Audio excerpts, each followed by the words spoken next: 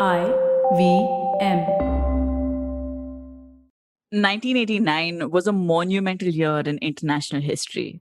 The Janata Dal came to power in India. The Soviet Union announced that all of its troops had left Afghanistan. Brazil held its first election since 1960.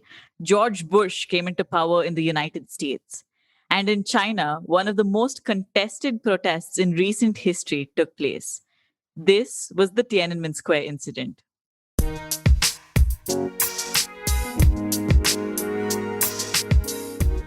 Welcome to States of Anarchy. I'm your host, Hamsini Hariharan. And every week on the podcast, I break down important topics in global affairs and foreign policy, all in the hope of making a little more sense of the world around us.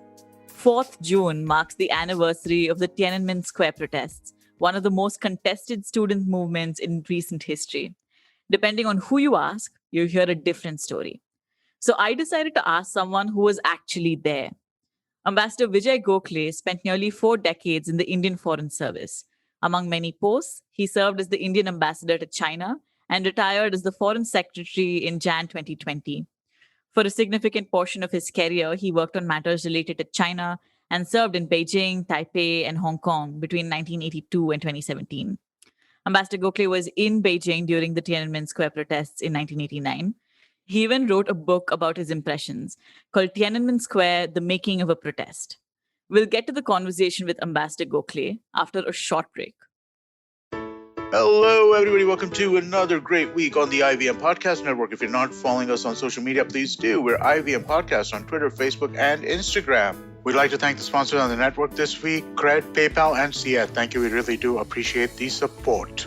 So this week on Cyrus Says was great. We had Meghna joining us on Cock and Bull, Tanveer Taj and Priyanka Jena talking about pets. Huma Qureshi talks about her new television show and her life in Bollywood. And to celebrate 700 episodes on Cyrus Says, we had a number of his previous producers come on board and reminisce. Tune into This Round Is On Me, where Gauri Devi Dayal was joined by Samir Sheth and Yash Banage. These are the guys who started Bombay Canteen, O Pedro, and a number of other restaurants. Really great conversation they had with Gauri. On The Habit Coach, Ashton Doctor tells us about nourishing creativity and the importance of losing and some micro habits to counter overthinking. On their 75th episode, Ritasha and Rayushi talk to Naveen Richards. On The Note with Monica Nayat, she speaks with Komal Nahata to talk about the business of Bollywood, lockdown losses, piracy issues, and experiments being done to keep it going. On Advertising is Dead, Varun is joined by Guru Bhatt, VP of Customer Success Platform for PayPal India, to talk about how the digital money landscape and the fintech ecosystem has fundamentally altered the world. We also have Thalerate, our Kannada podcast. Hosts Ganesh and Pawan discuss video games, and Sivakamyam Sabatam, the Tamil show where Kavita Jiva sheds light in another story about the bravery and excellence in the governance of the Pallava dynasty. And with that, let's get you back to your show. Welcome back to States of Anarchy. I'm Hamsini Hariharan, and I'm talking to Vijay Gokhale about what happened in Tiananmen Square in the summer of 1989. Mr. Gokhale, thank you so much for joining us on States of Anarchy. Welcome. We're so happy to have you on the show today. Thank you, Hamsini. Thank you for inviting me. If you Google the Tiananmen Square incident, you generally have two types of narratives. If you Google it, then you'll be directed to images like the Tank Man. Wikipedia will tell you it was a pro-democracy movement, and the Chinese military killed anywhere between hundreds to thousands of people, and it left several thousand wounded. And of course, if you go to Baidu and search for Tiananmen Square, you'll get images of Tiananmen Square and how it's one of the crown pieces of Beijing. So as an Indian diplomat who was there at that time, how do you think of 1989 and what happened then?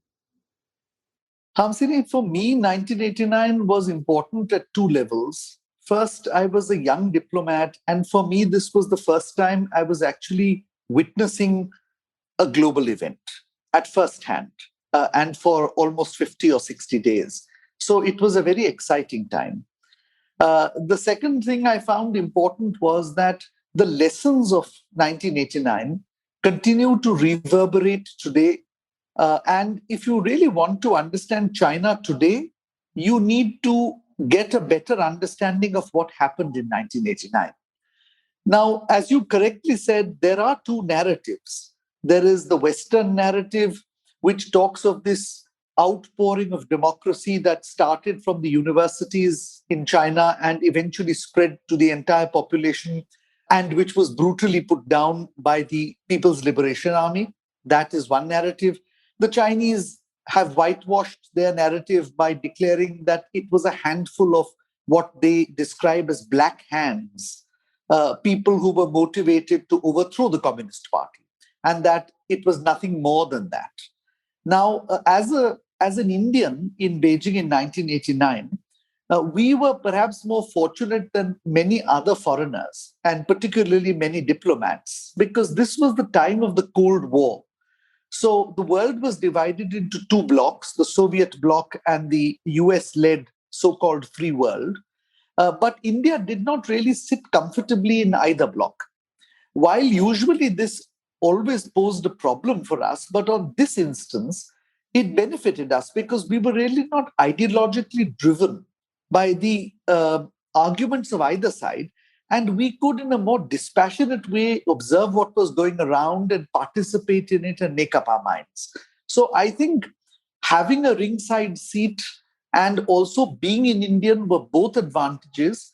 And I really wanted to write about this because I think it would be something of interest to Indians, also because that's our biggest neighbor. And we cannot ignore our biggest neighbor, particularly as it is growing even bigger by the day.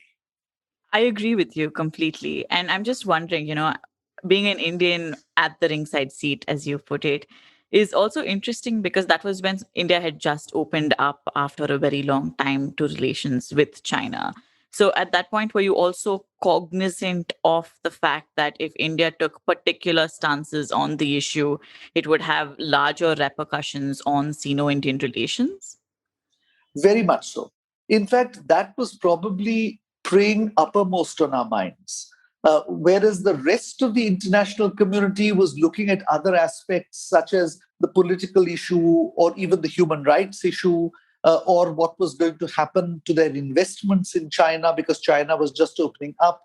Our concern was principally that Prime Minister Rajiv Gandhi had visited less than 6 months before the Tiananmen incident. That was a historic trip because after 34 years, an Indian Prime Minister was making his way to China.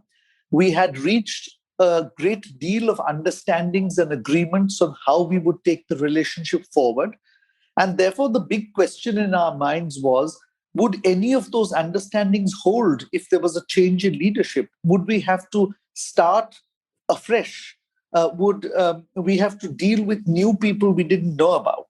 And also whether our actions would impact in any way on the relationship. So one of the interesting little anecdotes I write in the book is how we struggled with what to do about repatriating our families and non-essential staff after the 5th of June, when the Chinese People's Liberation Army troops also fired on the diplomatic compound.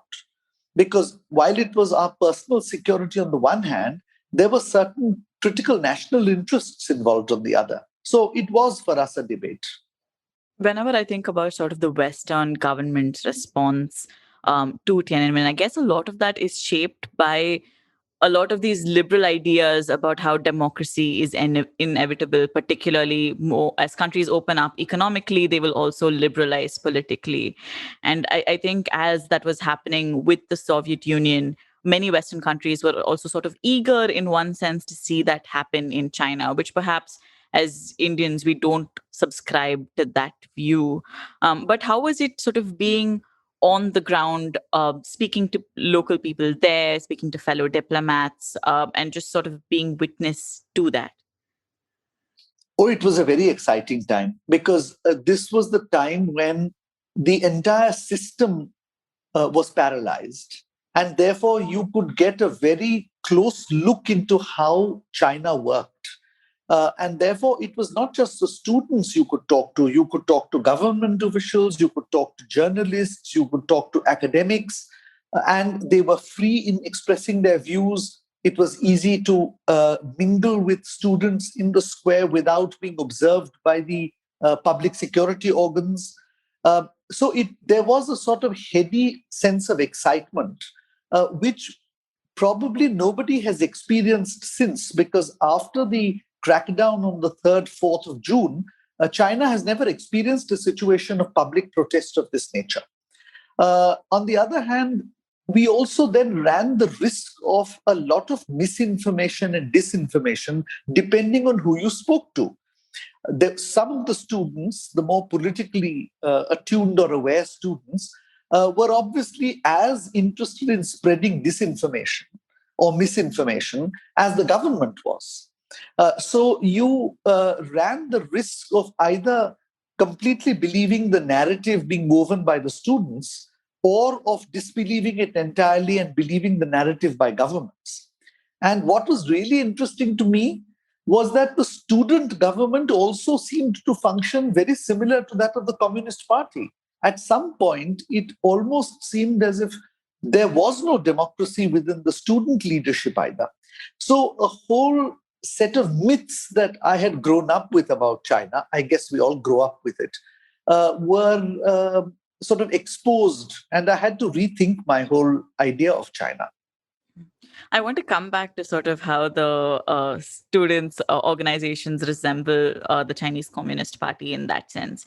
But could you take us back to exactly what was happening? So you had students who were coming into Tiananmen and protesting, and the death of Hu Yaobang sort of sparked more protests. Students were coming in from other cities. Citizens in Beijing were sort of feeding them. Is this what was happening? This was a large protest that was happening in Beijing. Yes, just to sort of set it in context, Hamsini, 10 years had passed since the Cultural Revolution had ended. So the students in the universities had neither suffered the worst consequences of the Cultural Revolution, and they were beneficiaries of the economic reform that was taking place so that their lives were better than that of their parents. And there was a certain amount of freedom on campuses. So obviously, this whetted the appetite of students who did not have any first-hand experience of what might happen if a crackdown occurs. And like any students in any university in any part of the world, there is always an expectation that if you are unhappy with something, you want to express your views and protest. Now, the excuse was provided by the death of the former General Secretary Hu Yaobang. And the reason was that in 1987, when the students had come out into the streets to protest about entirely local issues, they were not looking to democracy, he seemed to be more sympathetic, more willing to listen, more liberal in his political approach than other leaders. So obviously his death sparked a lot of sympathy and empathy among the students. And the Indian embassy diplomats were lucky, just lucky that we happened to be in Beijing University on that day for some other business. And we saw these posters going up. So we were very quick off the mark in realizing that something was going to happen. But the first outpourings were entirely those of sympathy. They were not against the state, not against the government, or even against individual leaders. The real turning point was the characterization of these outpourings of sympathy as a counter-revolution. Now, the student community in any country, even in our country, is always politically aware and politically active and feel that it must do something to change something. In China, there was a long tradition of the students being active. If you remember the May 4th, 1919 movement, they were nationalists, they were young, they wanted change. To declare them as counter-revolutionary in China was tantamount to declaring that Indian students were, let's say, pro-British during the emergency. It was designed to inflame the students, and that is precisely what it did. It sort of poured kerosene on the fire. Once that happened, of course, the conflagration just blazed. And because the state was paralyzed, since at another level, a factional struggle was going on, there was no police to be seen. Law and order simply disappeared. And in that situation, the student movement grew and grew, and public sympathy was with the students because the public also felt that some amount of relaxation is necessary. They were going through a few economic problems. The reforms were generally successful, but prices were rising.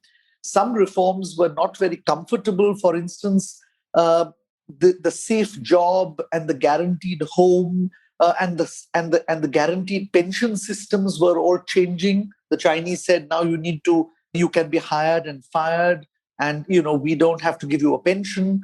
For a population which was living off the past 40 years with all these so-called subsidies, it was a bit of a shock. So I think this all contributed to the situation spiraling out of control. And before the party realized it, it had grown into a mammoth proportion. Mhm. Thank you for setting that in context. And so now I want to go back to sort of what you were saying about the students' organizations resembling the CCP in one extent.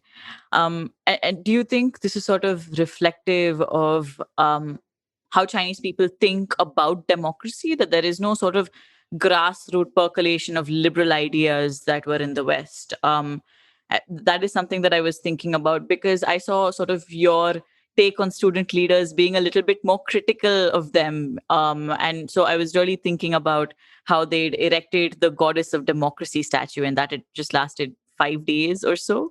So how do you see this as sort of reflecting Chinese people's understanding of democracy? Yeah, Hansini, that's a fabulous question. And frankly, I too have thought of it for a long time. Let me just begin by sharing with you my own thoughts about India and China, because unfortunately, the West lumped us together as Oriental cultures. But I think we are fundamentally different cultures and fundamentally different people. And when I was asked during a posting that I had in Taiwan what the difference was, I would give the example of a huge boulder coming down the mountain and falling into a fast flowing stream. Now, if that boulder were to happen in the Himalayas, for instance, the Indian approach would be to accept that there was now a boulder in the stream, and then the stream would work itself around the boulder eventually, and we would live with that new situation. That is the Indian way of doing things. In other words, we expect chaos to be the natural order of things in life, and we try to make some sense of it. The Chinese, on the other hand, would simply bulldoze or blast the boulder out and restore the stream to its normal flow. So for the Chinese, the natural order of things is order, stability, predictability, and anything which disturbs that is of concern. Therefore, coming from this general approach, what we see as perfectly normal, which is dissent, disagreement, protest, opposition, is not necessarily seen that way by the Chinese people. And if you also look at the fact that for the first 30 or 40 years of the history of the People's Republic of China, the Chinese people went through a fairly hellish experience. First, in the Great Leap Forward, where because of Mao's poor economic policy, 20 million Chinese starved. Then 10 years of the great proletarian cultural revolution, where a generation of students could not have education. I would understand people saying that stability is preferred to anything else. I mean, if I have to give up a few of my rights because my life is predictable and I know what's going to happen tomorrow, then I'd prefer that. So this sentiment also pervaded the student community. And the student community, therefore, did not have democratic notions the way Indian students have or the way the Western students have. Their idea of democracy was essentially some say in policy and perhaps even some sharing of power. But it was not, the idea was not to have parliament and an independent judiciary and an independent media. And when they therefore set up their little organizations, their student unions, as we would call it, that was pretty much modeled on the Communist Party because that was the only political experience they had. So there was much more intolerance. There was less willingness to accept dissent. There were factions which were literally fighting turf wars with gangs, so that particularly in the square after the 10th of May, one gang or one faction would not dominate another faction. They were pushing people out of the square. So that's why I say that the student movement in China at that time needs to be looked at from a different perspective. That's not to say that the students didn't have genuine feelings. I think students do have genuine feelings and they were expressing them. But they weren't having the same feelings as, let us say, a student protesting in Delhi University or in George Washington University or in, Sciences Po in France. That makes a lot of sense. I take your point on stability. I think, at least when I was in China, one of the worries that I think Chinese people had was that their country would resemble India, because India, with all its messiness of a democracy, is sort of a Chinese person's worst nightmare. Because that's what they say. Oh, look at our country; everything's orderly, everything's stable. As compared to this place that constantly has protests and violence and something or the other is happening. So I could see that contrast. And I think that also um, is sort of the way that the Chinese government gauges public opinion on something or the other. So it breaks up protests. I guess one of the legacies of Tiananmen is that it breaks up protests one way or the other, and at some point addresses the problem in its own way, just so that recurring protests will not happen. That's something that I see happening. And I'm just wondering, if you think of the students who were protesting at that point in time, um, what happened to them? Because now I imagine they must all be in reaching midlife crisis at some point. So were they allowed to just go back to their universities and resume classes? Some of them were, of course, arrested or jailed for subversion and things like that. What happened to the students post Tiananmen? Yes. So, Hamsini, here I think there was a great deal of political wisdom exercised by Deng Xiaoping. The vast majority of students who had simply been blind followers, or may even have been politically aware but had no leadership roles, provided they went back to their universities, focused on their studies, in the more egregious cases, agreed to some amount of re-education in terms of classes in communism, communist history, communist theory, and all, they were allowed to continue on with their lives. I'm sure that even among them, there were some of those who were marked and therefore could never become members of the government or join the government services, may in some way have been discriminated against. A very, very small number of students who were the ringleaders were declared to be wanted. There was a wanted list. We all saw these posters in Beijing. I think there were 21 or 28 students, and a hunt was launched. Some of them, of course, escaped through the underground network into Hong Kong and then eventually overseas. The others, including public enemy number one, Wang Dan, was arrested and tried. But the beauty of the system in China was that once they had finished their prison sentences, they were allowed to, and in some cases even encouraged to, go into exile abroad. Now, by doing this, the Chinese avoided the mistake the Soviet Union had made. The Soviet Union had arrested and sent off its dissidents to the Gulag, people like Alexander Solzhenitsyn or Anatoly Sharansky and other people who had fought for human rights or who disagreed with the government. And then they gave the West a stick to beat them with. The Chinese, on the other hand, simply told these students, if you want to leave, please leave, but don't ever come back. By doing that, they cut the ground from under their feet. And as we know from our own history of the freedom struggle, or even from the 2 or 3 years of the emergency, that a leader is one who is based in the country. When she or he is leading the movement personally, then you are a leader. If you sit outside the country and simply pontificate on what people are to do, the general tendency is to say, well, you are having a good time and you want us to die. So essentially, China simply neutralized these people. And therefore, they are exiled. They are probably having a midlife crisis. They are some of them have got jobs in universities. They are useful to the West in some ways to revive the Tiananmen issue all the time. But beyond that, they aren't even a nuisance anymore, let alone a threat. And the Chinese will not allow them to come back. No, that makes sense. And if I think in terms of sort of legacies of Tiananmen, one of the first thing that, crops up in sort of the book is that this was as much sort of a students' protest as it was a bureaucratic struggle between factions within the CCP. And at the end of the day, you then had Deng Xiaoping consolidating all of these factions and his absolute power. Do you see that sort of reminiscent in the way Xi Jinping neutralized his opponents when he took power in 2014? I would say there are similarities and differences. The similarity is that all Chinese leaders, Mao, Deng, and Xi, have the same objective. And that objective is to preserve and perpetuate the Communist Party. And for Xi Jinping, that is a responsibility that weighs heavy on his shoulders because this is the 100th anniversary of the party.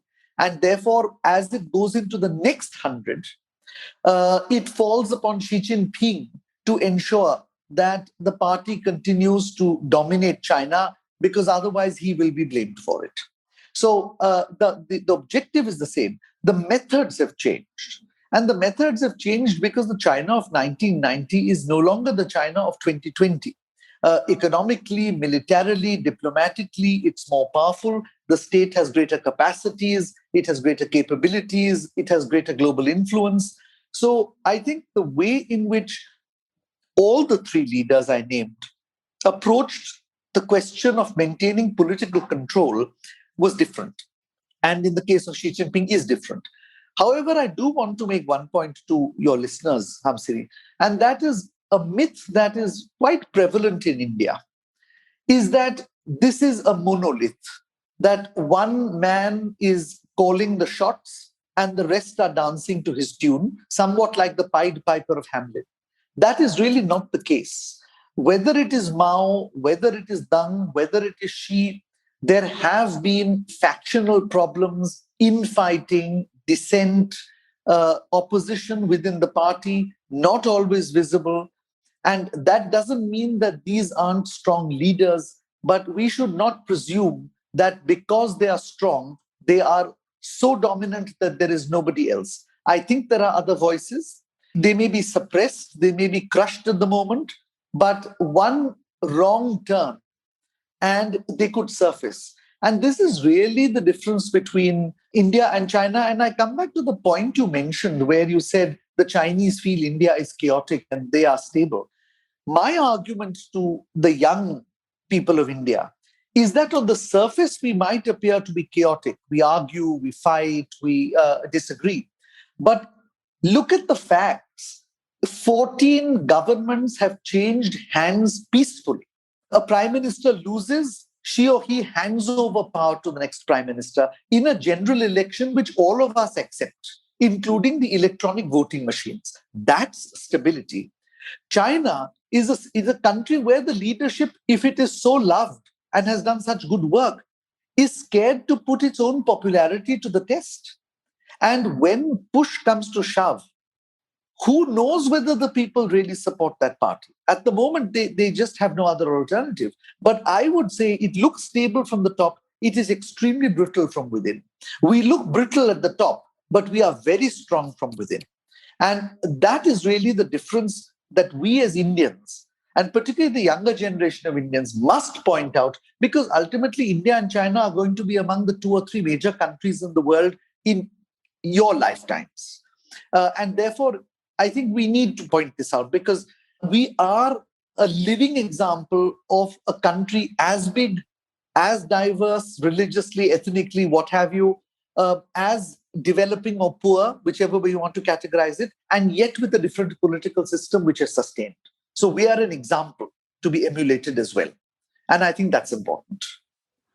I agree with you. I think, particularly currently, there's a tendency to sort of admire China for, oh, look how much it's done, and then sort of equate that with saying, oh, the Chinese have been able to do it because they have a strong government and they act as one. And I think that that's sort of false equivalence in a sense, because I think that some of our fundamental freedoms that we have here aren't there in China, right? The government in China can just acquire land at its own will and then construct roads through them. Whereas in India, it would take years, decades of haggling to sort of do the same sort of things that the Chinese government does. So I do take your point on that note. The other thing that I was thinking about is that the Chinese government also has absolute hold of the narrative in China, which the Indian government doesn't want to do at the end of the day. That's not in our system. It's not a part of our institutions to say, this is our narrative and this is the only narrative that will go out of India. And I think one of perhaps the legacies of Tiananmen is that the government has strengthened its grip over the media and over the narrative. And you can see that playing out even today in the way that the Chinese government has been expelling journalists, etc., over the last year and a half or so. Yes. Well, I think that in a non-democratic system, such things tend to happen because the narrative is the message. In India, your leaders come out, they talk to you, they campaign, they need your vote. It is much, your leaders are more accessible to you. You can actually even physically see them. In China, this is not the case. They don't need to go out and seek votes. They don't need to campaign. They don't need to articulate their positions. Therefore, messaging is important. The written word, mostly, which is why propaganda is important, and the spoken word occasionally, but in scripted scenarios, which are stage managed. And therefore, I think when the narrative slips out of their control, they crack down. Now, I think the Chinese are yet to realize that while you can script the domestic narrative, it is much more difficult to script the international narrative. And therefore, sometimes they take actions which in India we would consider naive or foolish, but which the Chinese don't understand, like expelling media persons or, blocking them from the Twitter and so on, which appear to us to be a bit unreal. But for them, it's just a way of controlling the narrative. That's what they would do with their own people. And I think, therefore, they have to learn much better how to deal with democracies. Superficially, they think they can do so, but they really don't understand how a democracy functions. And there are examples replete from their activities since the COVID crisis, with America, with Australia, even with us, where they don't understand how democracy functions, how important public opinion is a democracy, and how it can shape the views of the government, even if the government doesn't want to have those views. But it has to respond to public opinion. Fair enough. And I think one of the things that also comes out is in your book is sort of how the Western media created sort of its own narrative based on what it wanted to see, perhaps. How do you see its role then? And how do you see sort of that impacting? Do you see sort of a legacy in that post Tiananmen? Yes. I mean, that's a very nice question because that's something I've always wanted to talk about. See, I was a student in university when the emergency was declared. And those were years when we were all led to believe. I was just at that time, of course, there was no 12th grade. After the 11th, you went to college. So I was 16 years of age.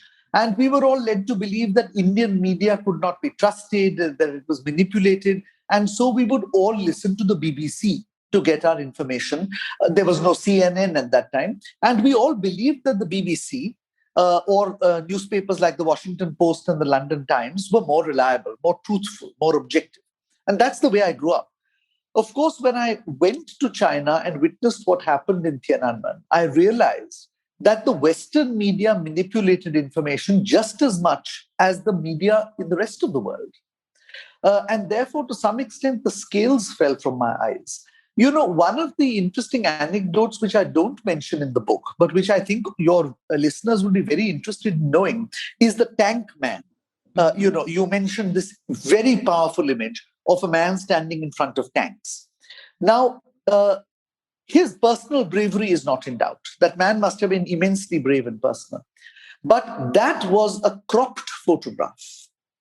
Now, if you look at the photograph, your impression is this column of tanks has been stopped from entering Tiananmen Square by the activities of one man. But the real photograph, the original, was taken when the tanks were exiting Tiananmen Square, not entering Tiananmen Square. In other words, they were leaving the square and he stood in front. Now, his personal courage is not in doubt. But had they put that cropped image, would it have come into your mind immediately that this lone Chinese man is saving millions in the square? No, because you could see the square empty and the tanks were exiting the square. So the shot was cropped to create the impression that he was stopping them entering the square. And that's why I say that there is manipulation in the Western media. Maybe they have ideological orientations. Maybe that is the editorial policy. I'm not discussing that. I'm simply saying it's important for us as Indians not to buy into the story simply because it is coming from the so-called free world press. All press is motivated. We are all human beings. We are all subjective. My book is subjective. Your views are subjective. And we have to learn how to navigate our way through that without assuming that the Indian media is biased, but the Western media is not, because we are all biased in a way. So I write about this in the book without in any way being critical, because after all, they were doing their job and we had to do our job. Media, like everybody else, has a job to do, a job to perform. But we as readers must be able to discriminate between what appears to be reasonable and what appears to be contrived. That's my very limited point, but I did dwell upon it in the book. And I'm sure it will be controversial in the West, but that's an Indian perspective. And one of the reasons I wrote this book, Hamsini, is because there isn't an Indian perspective. On such a seminal event in Chinese history, you either have to read American narratives or Chinese narratives. Why not an Indian narrative? And that's why I wrote the book. I'm very glad to hear you say that. Also, because even though I research on China, this is one of the first Indian narratives that I read on the issue as well. Just because there are such few Indians working on China, and even at that point in time, even fewer, I guess. And going back to sort of the media, do you see that sort of playing out today with respect to how the Chinese government treats all media? I think that sensitivity is increasing. Intolerance to news which is negative to China is growing. And perhaps the Chinese believe that the media, the Western media or the non-Chinese media, may no longer serve the useful purpose that they did earlier, which was to say all the good things about China, the great business opportunities, the wonderful progress, and so on. I think in this, they are looking at the short term without looking at the longer term, because ultimately it also means that information dries up. The media doesn't just write about politics. It writes about what's happening in science and technology. It writes about what's happening in culture. It writes about the wonderful education that is taking place in Beijing, and so on and so forth. Now, as Western media stops writing about this, less and less people will know about these opportunities or see how these opportunities can be brought out of China to the rest of the world. So I would think in the longer run, there is a disservice being done. But I do see it from the perspective of the current leadership, which feels that they are getting a bit of a raw deal from the Western media, that the Western media is ideologically slanted against them. They are following the agenda of Western governments, and therefore, why have them in China? Yes, I can see why the Chinese leadership would want to do that. And it sort of brings me to this idea that you'd mentioned in your epilogue, where you say, if the economic growth falls, then the party will turn to sort of stoking nationalist sentiment to ensure its survival. And that's very interesting for me because I think of, works by scholars like Rana Mehta, who point out how, the Second World War, China's century of humiliation have resurged in the government's narratives. So do you think that China is growing hyper-nationalistic now, considering that they can't ensure two-digit growth, but they've put these goalposts for themselves, right? They're going to become a moderately prosperous country by 2049, etc. Right. So do you think that they are turning to be ultra-nationalistic in that sense?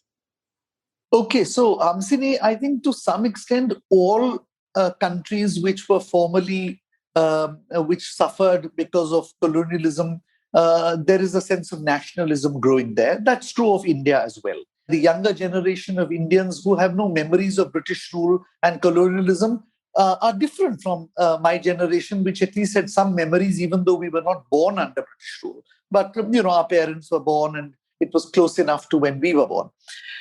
So I can understand this. But this is the only country in the world, or probably one of the few, where the Chinese are taught in a slanted manner about what they suffered, where the sins of the father are visited on the sons and the grandsons in many cases, and where they have lost a sense of balance. I mean, look, besides Thailand and Nepal, Every other Asian country was colonized. Mhm. China, in fact, was only partly colonized. Its empire was allowed to exist, but they controlled the ports and business. In our case, we were almost entirely swallowed up. So, who were the real victims? The Chinese?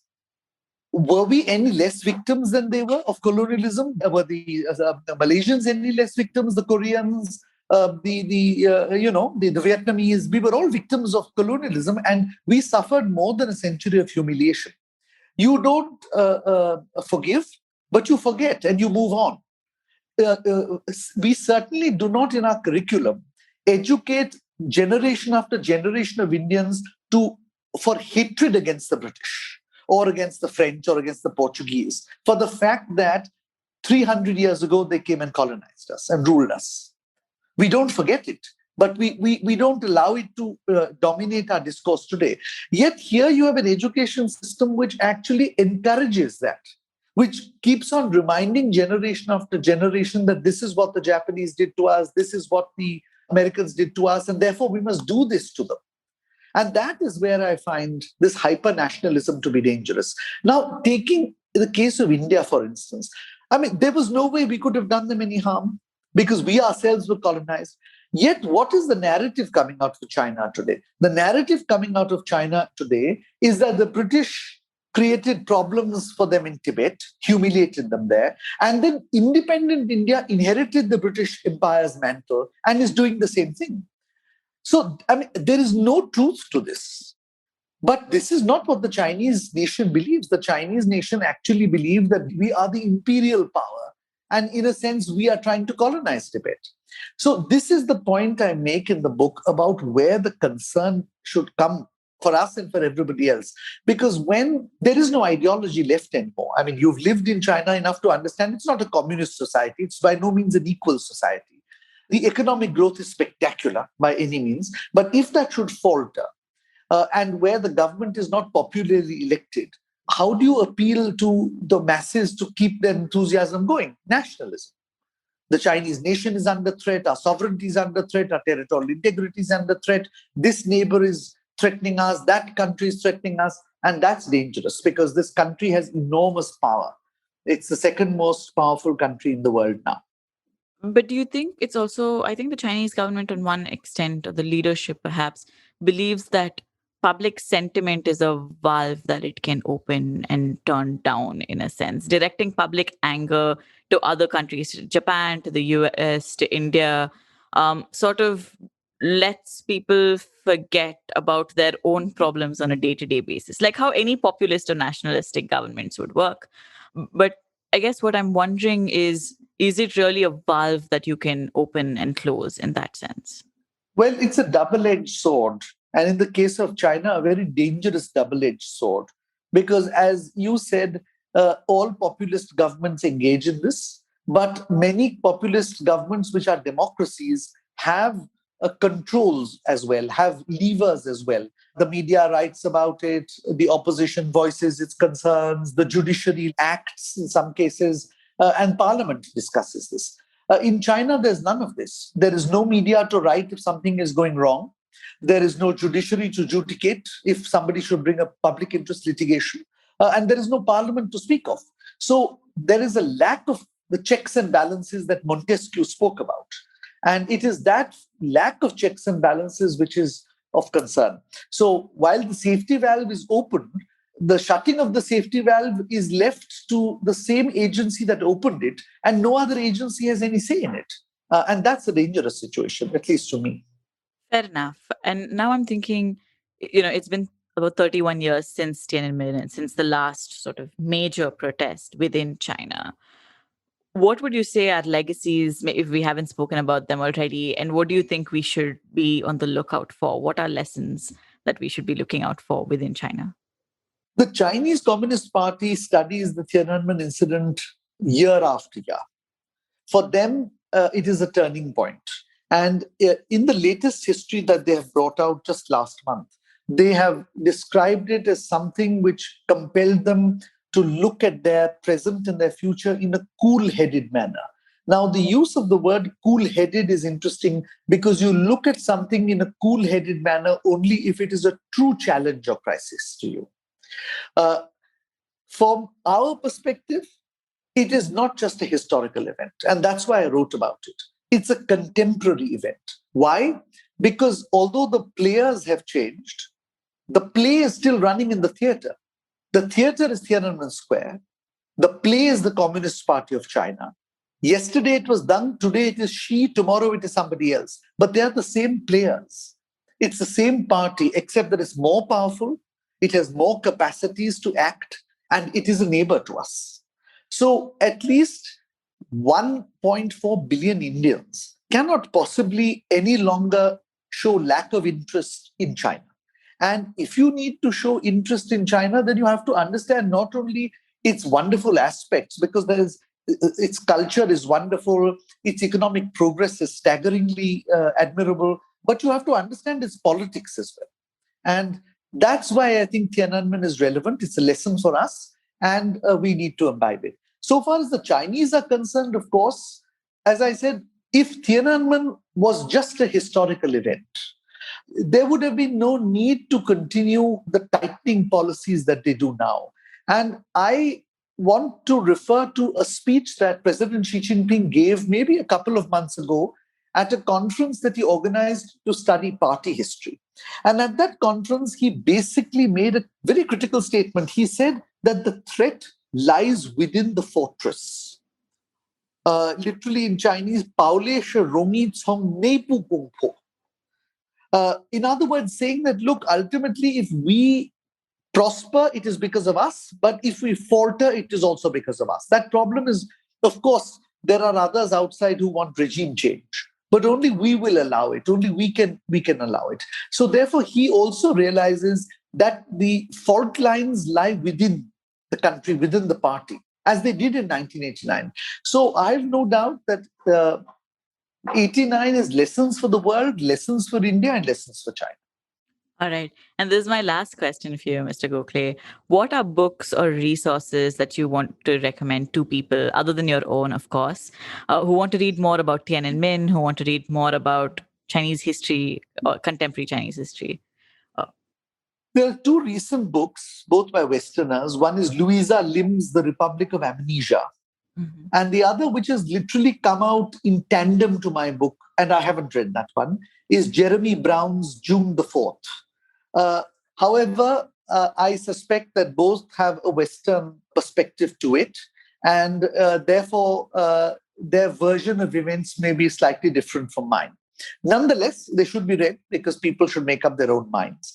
In addition, of course, there are two books which are original source material. One is the secret diaries of Chao Zayang, which were posthumously published, allegedly on the basis of tapes that he recorded. The book's name is Prisoner of State, or Prisoner of the State, I can't recall. The second, of course, is what is called the Tiananmen Papers. This is a book compiled by Perry Link and I forget the second gentleman who did it. You can Google it. They claim that these are all original documents of meetings that the Chinese leadership had, which subsequently fell into somebody's hands and then were transferred to them. I've used both these books as reference books in my account. They're fascinating because, but ultimately, how genuine they are is something I cannot vouch for. There's plenty of other material on Google. But I think my book is important for Indians to read simply because it gives a different perspective. It raises a whole set of other issues about how to look not only at China, but how to look at the West as well. Because one of the messages I give here is that the West also diluted its own principles for this. It talked of human rights and yet it restored relations with China within a few months after Tiananmen, for instance. It now talks about unfair trade practices and intellectual property theft. But for 3 decades when the Chinese were doing that, they were making so much money they didn't protest. So it's a window to the soul of the world, not just China. And there are lessons for us as well. So I think that's why they should read my book. Yes. Thank you so much, Mr. Gokhale. Thank you for joining me and for this really illuminating conversation. Thank you, Hamsini. I enjoyed it very much. Thank you very much. Wonderful. That's it for this episode of States of Anarchy. Thanks for staying with us. Mr. Gauclay's recommendations are in the episode bio, so do have a look at those. If you have questions or comments about Tiananmen Square or anything in international relations, you can send them to me and I'll answer them on the show. Every fortnight, I do a special Q&A episode where I take listener questions on global affairs. Just email me at ivmstatesofanarchy@gmail.com or get in touch on social media. On Instagram, my handle is @StatesOfAnarchy, and on Twitter, I'm at HamsiniH. If you want to support us, please share this episode with someone who may enjoy it or leave us a rating. If you're not following us on Instagram, you should. We post quizzes, videos, and fun posts about the world. Just a reminder that the recent wave in India is difficult on all of us, so mask up, get vaccinated, and stay home. Sending you lots of good vibes. I will see all of you next week.